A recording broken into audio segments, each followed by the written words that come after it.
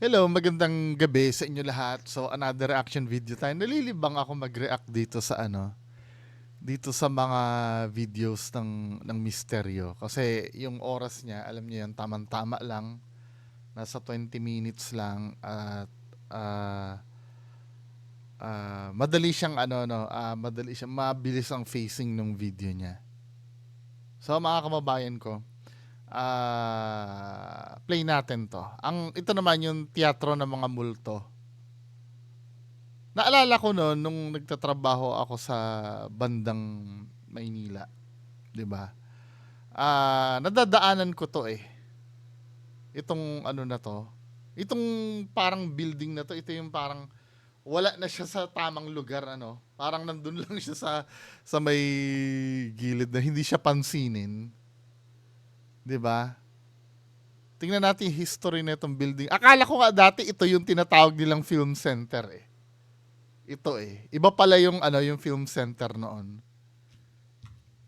Ibang theater to. So panoorin natin mga kababayan ko. 'Di ba?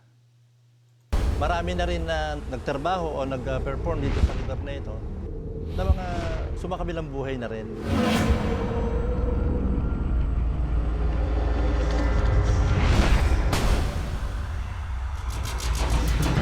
Itim na itim at saka wala ka halos makita dito.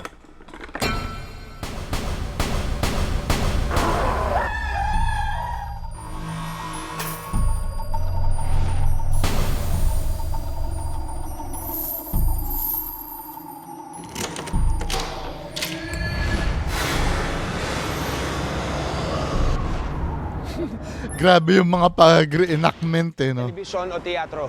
Kung hindi mga eksenang napanood ninyo ay hindi galing sa pelikula, telebisyon o teatro. Kung hindi hango sa mga kwento-kwento ng mga pangyayari na ganap dito sa Manila Metropolitan Theater. Si Ryan Eigenman. Manila Metropolitan Theater. Pwede kaya dyan? Pwede kaya dyan? Buksan ang mga mata. Talasan ang pandinig. Palawakin ang isip. Dahil ang mundo ay nababalot ng misteryo.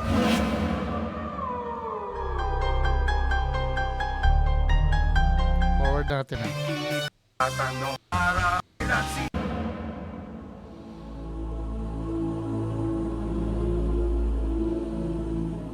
1931 nang itinayo ang Manila Matagal na pala. Metropolitan Theater. Dahil sa ganda nito, binansagan itong Grand Dame of Manila's Theaters. Ito lang yung buong building na ganito kalaki that seats almost 2,000 people during its time. Ha? Tapos air-conditioned siya. Kasi may katabing ice plant ito eh, dyan sa Quezon Bridge, kaya may maraming butas sa floor ito. Lumalabas yung malamig na hangin. Dapat hindi lang to Grand Dame of Manila Theater, dapat of Southeast Asia eh. Nakilala rin ng gusaling Pero kung makikita nyo yung mga building nung araw, no? Yung mga building na 1930s na yan, hanggang sa panahon ni President Marcos, mga ano talaga, mga works of art yung yung mga building nila. Yung ganyan kaganda yung design, tapos ang titibay, just imagine nakatayo pa rin siya hanggang ngayon, no? Ang nakita ko na experience kong ganyan yung pumunta kayo sa yung pinapag-anuhan ng mga graduation, saan ba 'yon? Doon ako nag-graduate eh. Yung sa PICC, maganda din talaga yung building niya. Hindi yung ngayon kasi parang parang simple na lang siya na basta square, 'di ba? Ngayon dati kasi may mga may mga ganire-ganire pa na design, no? No? Tapos yung quality talaga niyan, alam mo yung talaga hindi tinipid sa material. Pumunta ka rin doon sa building ng Philippine Heart Center, yung lumang building doon. Pag tiningnan mo yung yung ceiling doon, para kang pumapasok sa palasyo. Kasi ganun talaga ka bigay todo nun pagka gumawa ng building dati. Hindi lang basta matibay, pati maganda pati yung pagkakagawa. 'Di ba? Kaya naglalast talaga yung mga building na ginagawa nung araw. Yun ngayon kasi patipiran eh. 'Di ba? Although na may may mga dinidesign ngayong building na matibay, na matipid, pero iba pa rin yung talagang dati na bigay todo ang ano. I know nothing about engineering, pero makikita mo naman, yung test ng time sa kanya hanggang ngayon talaga. Maganda ba ito, pinturahan mo lang siguro to or minor repairs lang, ano na to eh. Feeling ko pwede na to eh. 'Di ba? Nagkataon lang na yung lugar niya mismo kung saan siya nakatayo napag-iwanan lang. Ito dahil sa kakaibang disenyo na gawa ng national artist at Kaya naman pala national artist yung nag-design eh. si Juan de Guzman Arellano. Hanggang ngayon, no, napakaganda nung ano. Parang siya, kumbaga, symbol siya ng Art Deco, architecture. Oo nga, So, may, no? may twist ng konti kasi kung titingnan mo yung ceiling, no, makikita nyo may puno ng saging. Siguro that explains why yung Art Deco medyo may na Philippinized. Sa kasamaang palad, nadamay ito sa mga gusaling nasira noong World War II. Masama ang lagay nito. Ano? Uy, mukhang okay dyan ah. Pwede mo pumasok dyan. Alam mo yung stage area na yan, ha? Meron kang makikita dyan na boxing tuwing weekend. Tapos may mga nakatirang mga tao dito. May Tignan mo, dumaan na siya ng gera, no? Pero nakatayo pa rin. dito sa loob. Hindi ganyan na itsura ito. Itim na itim at saka wala ka halos makita dito. Tapos, meron pang gay bar dyan.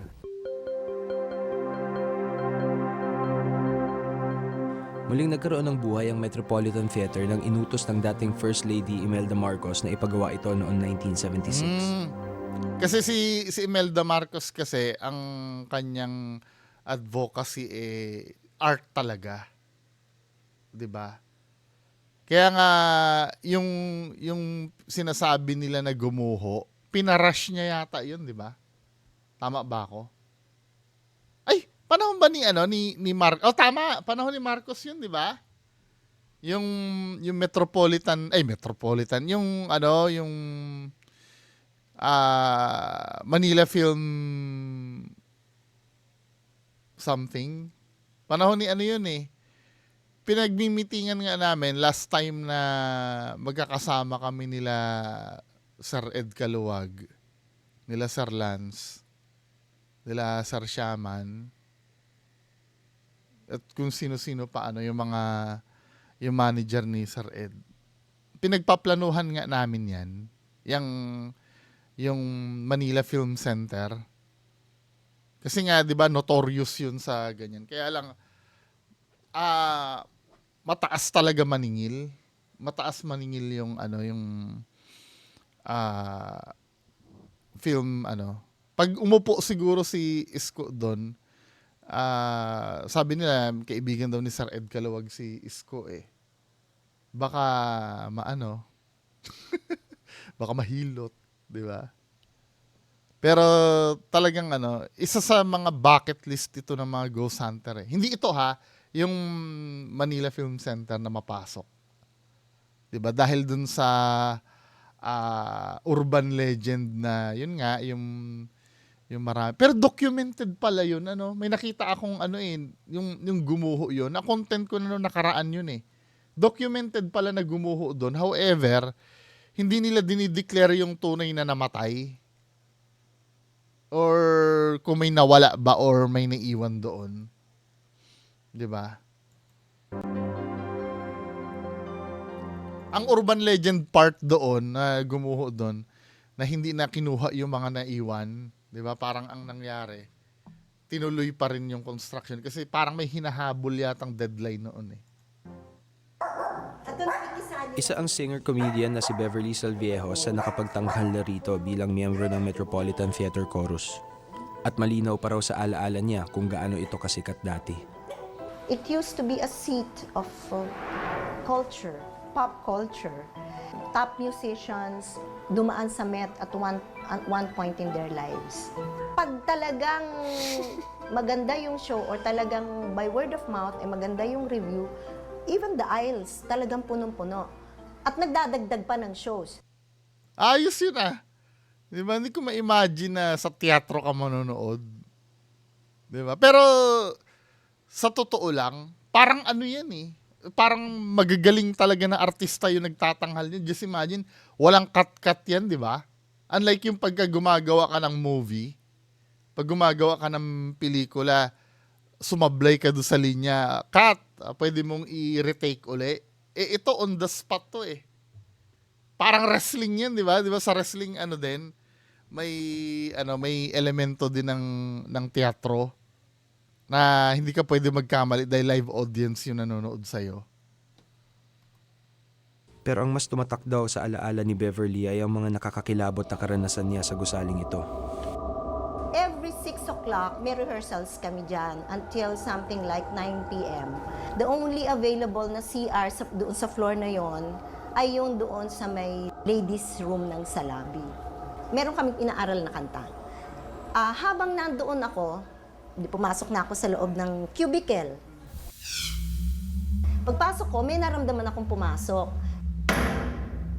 Kinakanta niya yung alto part nung inaaral namin na kanta.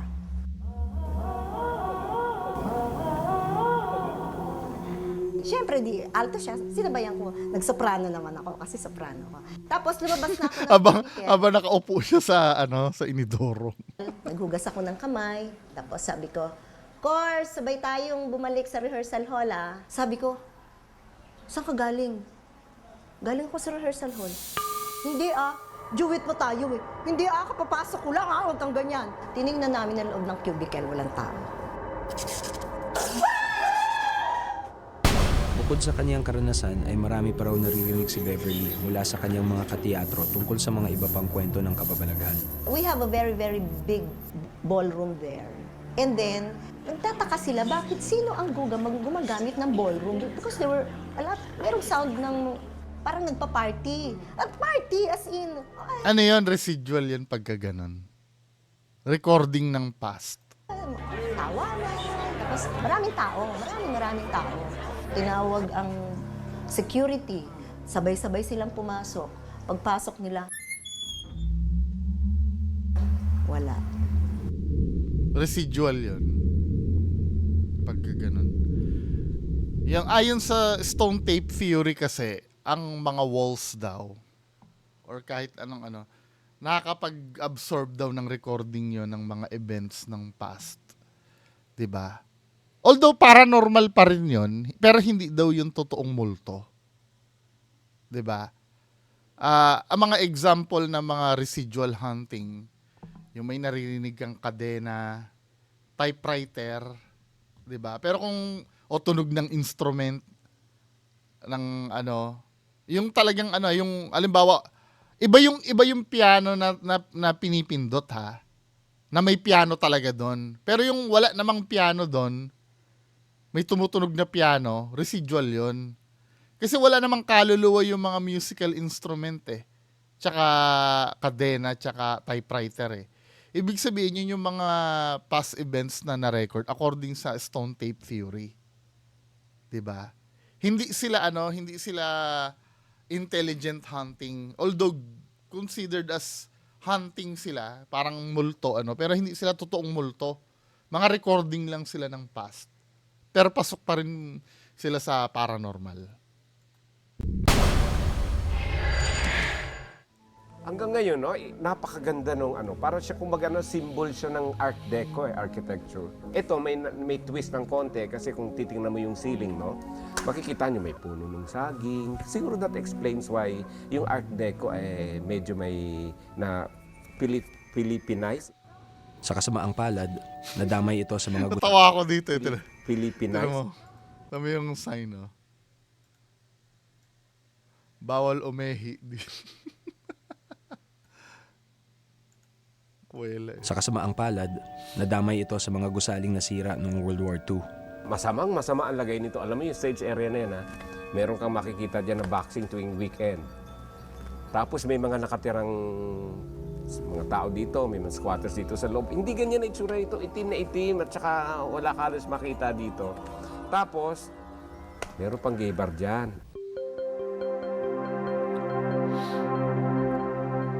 Muling nagkaroon ng buhay ang Metropolitan Theater nang inutos ng dating First Lady Imelda Marcos Nagkaroon doon ng buhay, ganyan dati. Tapos nagkaroon ng buhay. na ipagawa ito noong 1976.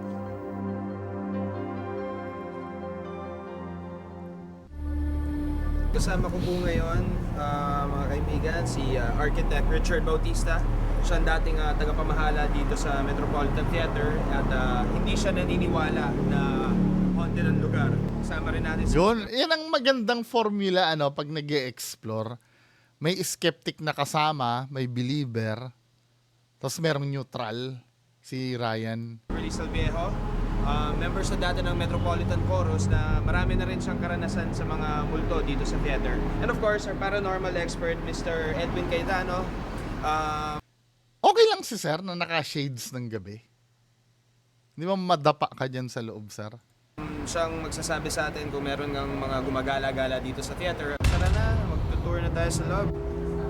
Randy Santiago, no?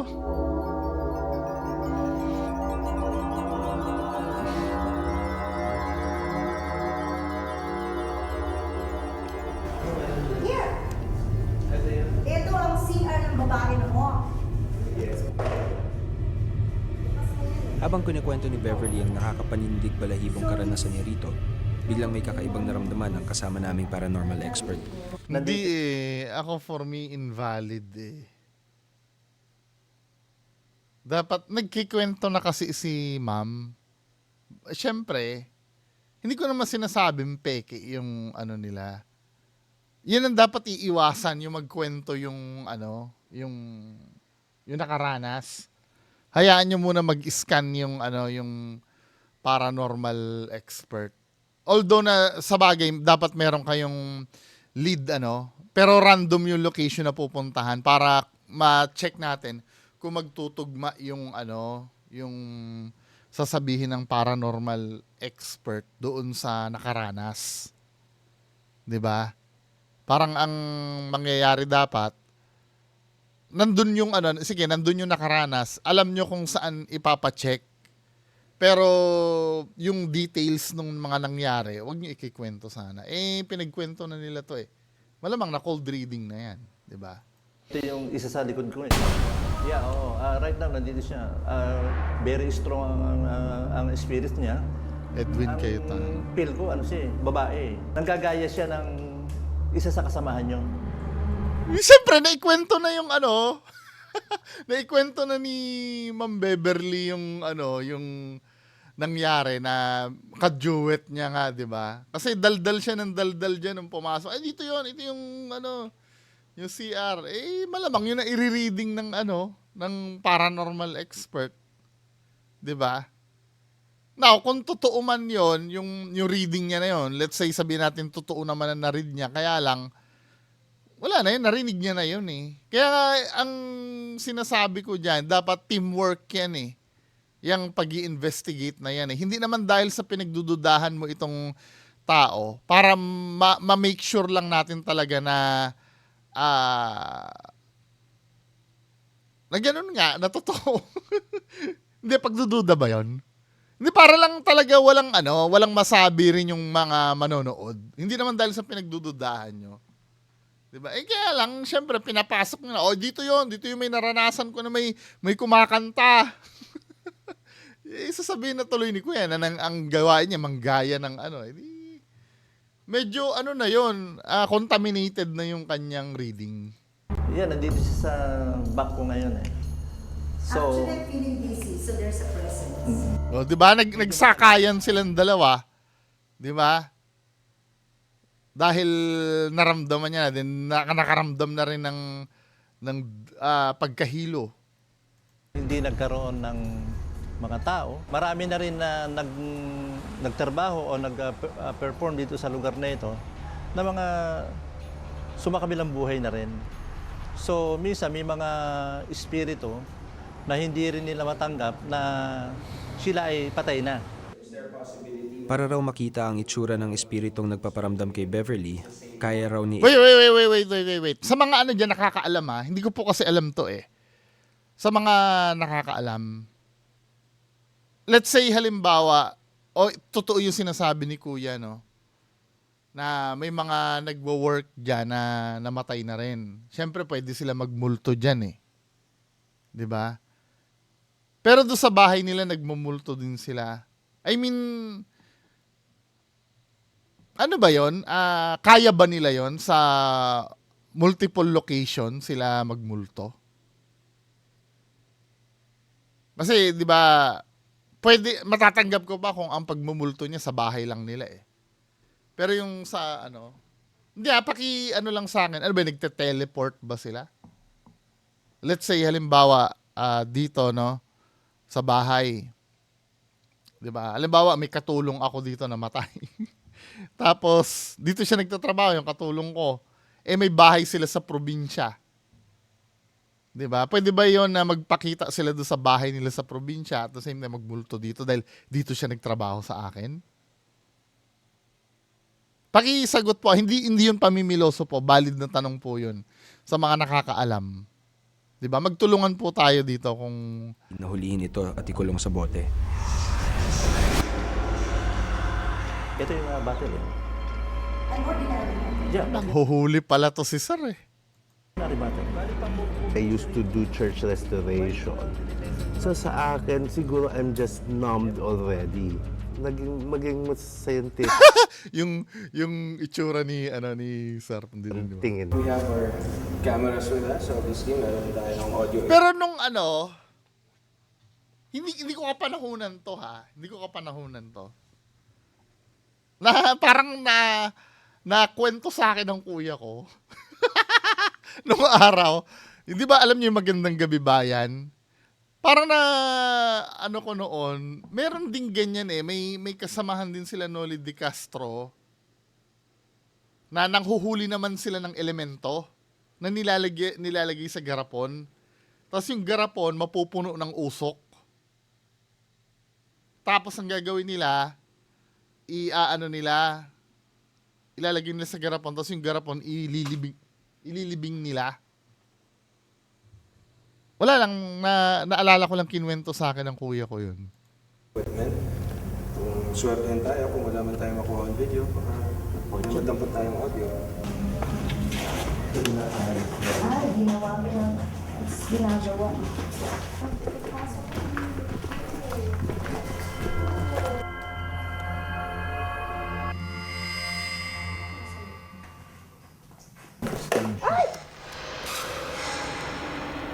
Kwento ng kwento kasi si Ma'am Beverly eh. Dapat anong ginagawa nito? Ng anino? Anong ginagawa ng silhouette? Nagpopompyang ba sila dyan? Yung experience ko dito was auditory. Let's try to stay still, be quiet for a few minutes, and then sana try natin may madamputan na microphones. So just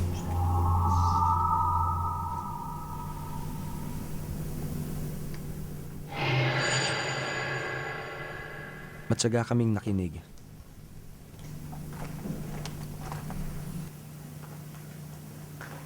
Ngunit mukhang kay Beverly lang sinasadyang magparamdam ng mga espiritu. Huwag mo akong batiin.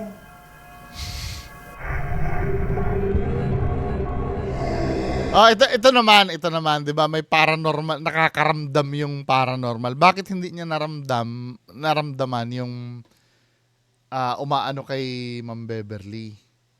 'Di ba? Hindi sa akin supposed to be ganito, no? Kasi yung pagkakaroon ng talent or ng ability pala, sorry, hindi talent din ba o whatever. Yung pagkakaroon ng ability na makaramdam diyan, dapat dahil sensitive ka, kung ano man ang nasa paligid mo, dapat mararamdaman mo eh. Tama? Kung nandyan siya. Ang tanong ko, bakit si Ma'am Beverly may nararamdaman siya, yung expert nila na supposed to be, na nakakaramdam kanina, eh hindi niya na nararamdaman ngayon. Diba? Sa amin kasi sa probinsya, kapag ka nakakaramdam ka ng parang nag-upset yung stomach mo, parang nag-churn. Ang sabi nila, nababati ka daw.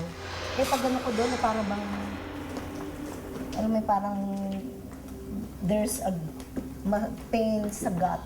Ano yun eh, kasama sa signs and symptoms ng anxiety yun eh. Diba? Tingnan natin anxiety symptoms. Not necessarily paranormal. Kasi minsan, pag may naramdaman tayo, katulad ng goosebumps, sinasabi ng iba agad na paranormal na daw agad yun. Diba? Hindi naman. Natural reaction ng katawan mo yung pagka natatakot, diba? Tingnan natin yung signs and symptoms sa yung kasama yung stomach, no? Ayan, no? Common causes ng stomach discomfort, 'di ba? Stress, worrying, anxiety. Dali ko muna. Anxious siya siguro na nandun. Ayan, no, nakalagay naman dito eh. Stress, worrying, pag-aalala, tsaka anxiety. Anxious siya doon na nasa loob siya. Kaya niya nafe-feel yun. Hindi naman necessarily na paranormal yun. Pero na-mention niya naman na yun daw yung palatandaan nila sa probinsya daw. Tapos parang gusto ko mag-throw up. Pagka ganun kasi lapitin ito sabay sakyan ni Kuya. Wala dapat ikaw yun nauna Kung sakali man na totoo man yun, dapat ikaw paranormal expert ang nauna na nakaramdam noon. Nung ganon. Wala nagsasalita ka lang pagka na nagpahayag na si ma'am meron tendency na gusto niyang mag-drive ba?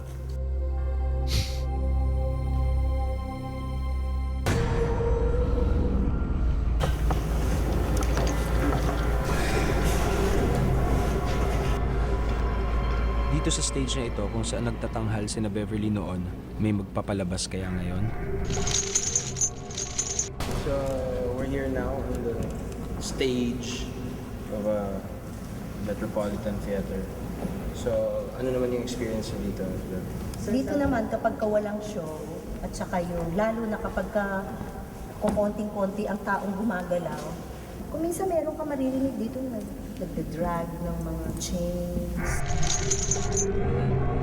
or sapatos na naglalakad na wala namang tao. Habang ini-inspeksyon namin ang entablado, may biglang bumasag sa katahimikan.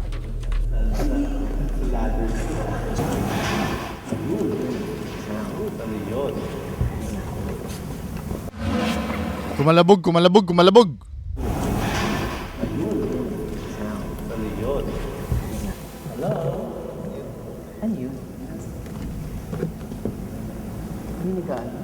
Kokolaps na siguro. At the top. Yeah. Anybody up there? Meron bang tao doon sa taas? Wala, pinaalis ko lahat. Oy, dapat mape-pressure ngayon itong paranormal expert na magsabi ng reading niya kung ano man 'yon. 'Di ba? Kaya lang mukhang hindi siya makakaporma kasi nandoon yung yung isang skeptic. Itong ladder na to. Diyan dapat sila magko-conflict. Parang dinideclare nila, andito lang kami.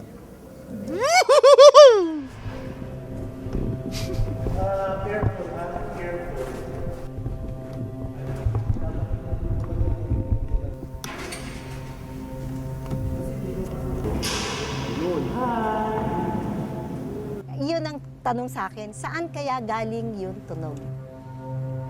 I think it's almost impossible na sa ganitong kagabi ay magkakaroon pa ng isang tao doon. Parang may kumakalampag dun sa taas I mean dun sa pinaka-rafters niya, itong bars na to. So, I tried to climb the catwalk. Presence. Na, hay! Tumahimik kayo. Lumahis na kayo dito. Itong kalimitan sa sa problem. Ito yung tinatawag na personal bias na kailangan i-eliminate mo pag nag-ghost hunting ka. Siyempre ako malamang kung nandyan ako, iisipin ko rin na multo din yun. Kasi nga nag-ghost hunting ako 'Di ba? Yan ang mahirap labanan, yung personal bias na yan. Ito yung kailangan maintindihan natin sa mga ganyan. Hindi ko sinasabi na grabe naman ito, kumalabog lang, multo na agad. Pero isa yan sa mga natutunan ko eh. Pag pag nag-ghost hunting ako, yung pagkakaroon ng personal bias. Katulad niyan, kung ako nandyan, narinig ko yan, may possibility na sabihin ko, ano yun, maniniwala din ako talaga.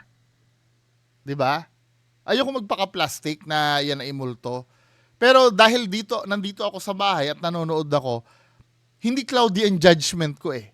Makakapag-isip ako ng pwede maging cause doon. Malay mo, pusa lang yon or hangin, o whatever, na pwedeng ipaliwanag ng science. 'Di ba?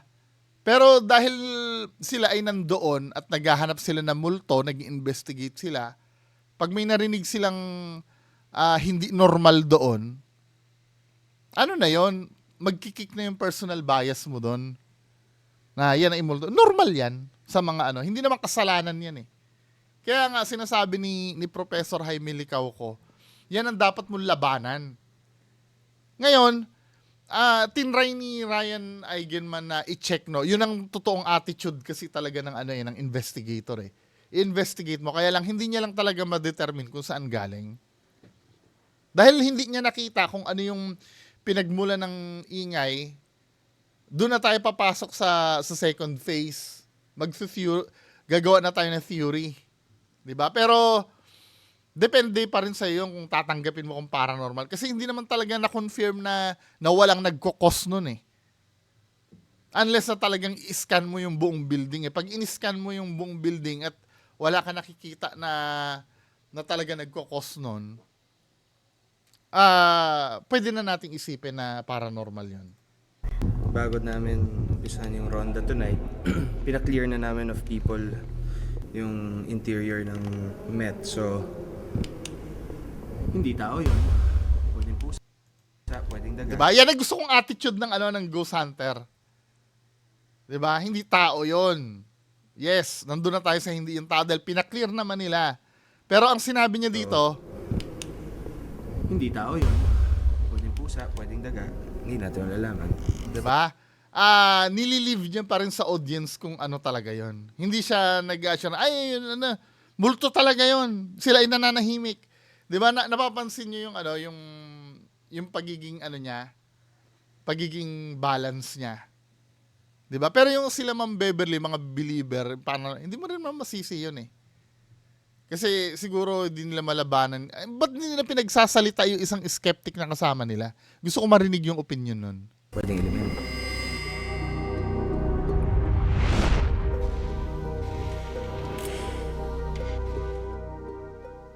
May isa pa tayong makakasama ngayong gabi.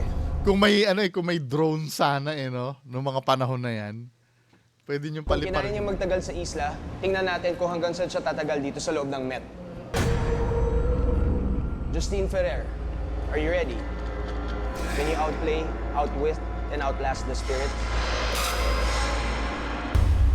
Kami naman ni Just Ito yung bading sa Survivor, Libot minus everyone else. Kaming dalawa lang.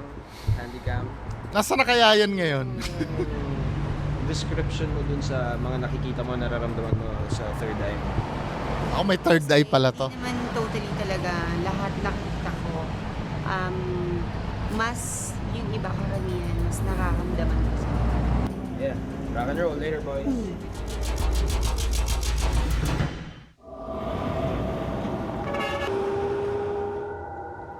Kasama si Justine, inisa-isa namin muli ang mga lugar. Akala ko kung may magsosolo siya. nagpaandang umano sa loob ng Metropolitan Theater. Madilim at walang ibang tao kundi kaming dalawa.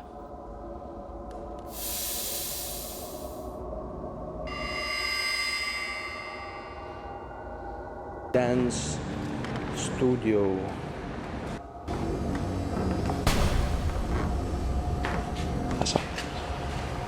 Anong nararamdaman mo? Ito nakakapagtaka naman. 'Di ba? Ang nakakapagtaka naman dyan siguro, pag pumunta sila dyan, tapos wala nang maingay. 'Di ba? Mapapaisip ka rin nun. Ba't kanina ang ingay-ingay dito? Dahil kung let's say may eliminate mo na dun yung ibang ibang factor eh. Kasi ang unang factor na naiisip ko kanina doon, kaya maingay doon, siguro may hangin or may constant na buga ng hangin doon na, di ba, yung mga pipes doon pag nahanginan, bumubunggo-bunggo, ganon. Ngayon, wala na. Di ba? Ano yun? Biglang tumigil na yung hangin. Di ba? Kung tumigil yun, dapat constant yun eh. Hindi naman dahil porkit mahangin, dahil di ba sa taas ng building, mahangin talaga dyan eh. Nagbo-blow talaga ng wind sa taas ng building eh. Dahil kung yun ay hangin, dapat hanggang ngayon maingay pa rin dyan. Pero nakakapagtaka kung tahimik na yan ngayon. Pero hindi pa rin paranormal yun ha. Pwedeng nung time na yun, katulad doon sinabi ni Ryan Eigenman kanina, na baka may doon, may pusa o daga. Diba? Kaya, Parang iba yung bigat ng kwarto na to. Anong room yun? Parang dressing room.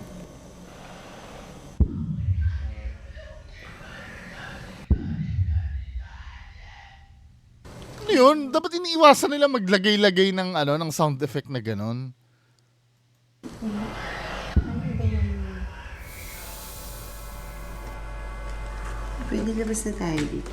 Anong pakiramdam mo May dito? narinig ako. May narinig ka ba? Anong May narinig? narinig ako. Anong narinig? Ano yan? Yung feeling kasi, nung una, skeptic ako dyan sa feeling na yun, yung pagpasok. Until na-feel ko yan na, kahit alam ko psychological, minsan alam ko naman psychological eh.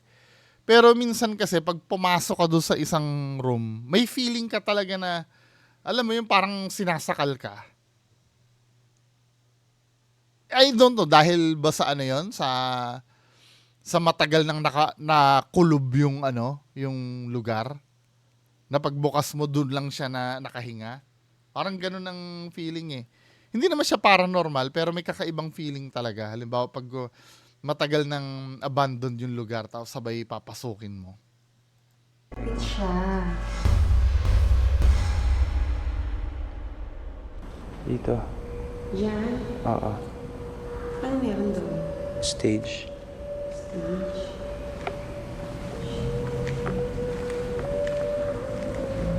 Ano na yun? Siguro maingay din dyan, dahil tabi ng daan eh. Putang ina! Ano nararamdaman mo? Gulat naman ako doon sa...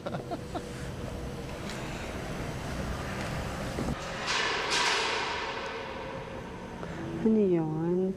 Ayoko ng ganyan. Parang lumalaki yung ulo ko. Ano yun? Ayoko ng ganyan. may ingay pa rin. Feeling ko parang may force na papunta sa akin.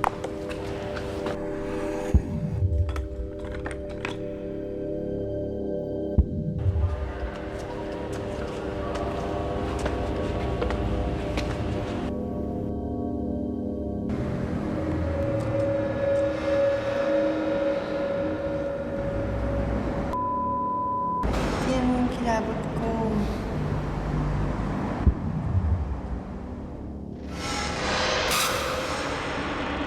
Hindi mo ba nakakamdaman? Ano? Yung nakakamdaman ko.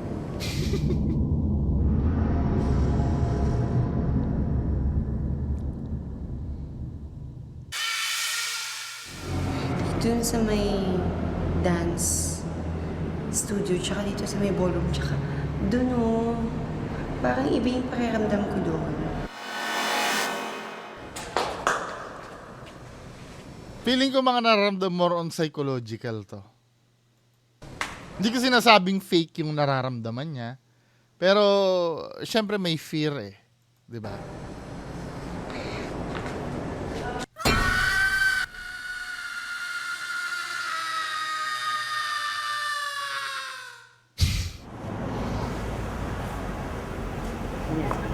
Hindi kaya umakyat sa third floor. Ayun, ate. hanggang ngayon ay hindi pa rin natin masabi kung tuluyan nang ibinaba ang telon dito sa Metropolitan Theater. Pero ayon sa karanasan natin ngayong gabi, meron pang encore performance na itinatanghal dito.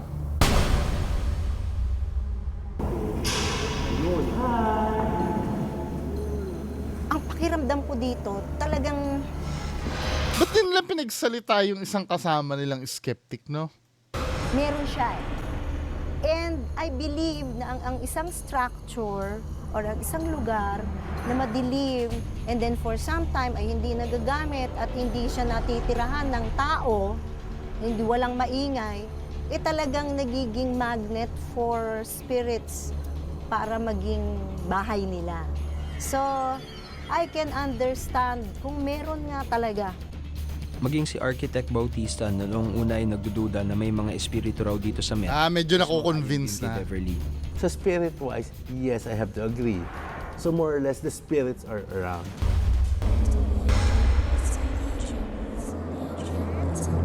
Para mas makatiyak tungkol sa posibleng pinanggagalingan ng mga misteryosong ingay sa loob ng Met, minabuti rin namin kumuha ng opinyon mula sa isang sound expert.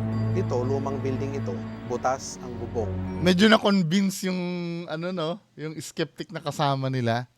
Iba talaga siguro ang dating ng lugar na yan. Bukas ang mga bintana. Any sound nang galing sa labas, sakali batang umiiyak, pwede mo marinig sa loob. Doon sa nakita ko, medyo luma na yung mga chains. Alam ko mainit yung lugar. Kaya habang umiinit yung lugar at kung lumalamig siya paggabi, nagbabago ang size ng mga bagay. Kapag uminit ang panahon, pag nag-expand siya, o kaya Ay, isa rin sa possible explanation yan. lumiit siya pag lumamig ang panahon, maaring tumunog ito. Lalo mga chain ito, maliliit na piraso ng bakal ito. Isa rin sa Ang explanation. posibilidad na ito ay mga natural na nangyayari at walang mga espiritu na nandito po sa lugar na ito.